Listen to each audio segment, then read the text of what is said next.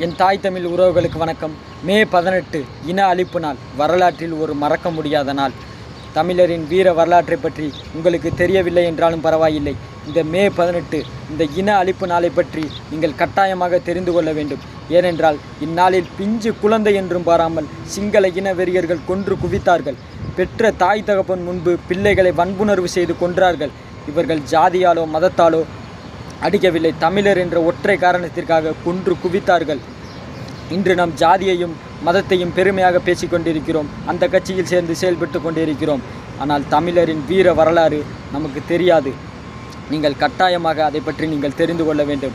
மே 18 நடந்த மிகப்பெரிய இன படுகொலை, இந்த வரலாற்றில் மறக்க முடியாத நாளை பற்றி நீங்கள் கட்டாயமாக தெரிந்து கொள்ள வேண்டும். இன்று ஒருவனை, நம் ஊரில் உள்ள ஒருவனை அடித்து விட்டான் என்பதற்காக 20 பேர் 10 பேர் சேர்ந்து இருசக்கர வாகனத்தில் சென்று அடிப்பதற்காக செல்லுகின்றோம்.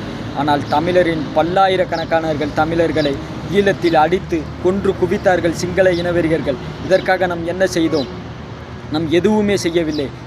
ஏனென்றால் நமக்கு அந்த வரலாறே தெரியாது. தமிழரின் வரலாறு மறைக்கப்பட்ட, அழிக்கப்பட்ட வரலாறு.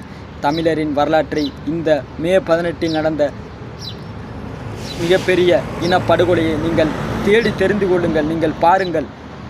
அது மட்டுமல்லாமல் நாம் தமிழர் கட்சி நடத்துகின்ற மே 18 இன எழுச்சி பொதுக்கூட்டம் மறைமலை நகரில் நடக்கிறது. இதில் இங்கு சென்று அனைவரும் அங்கு எத்தனை மாவீரர்கள் நமக்காக உயிர் நீத்திருக்கிறார்கள் என்று பாருங்கள்.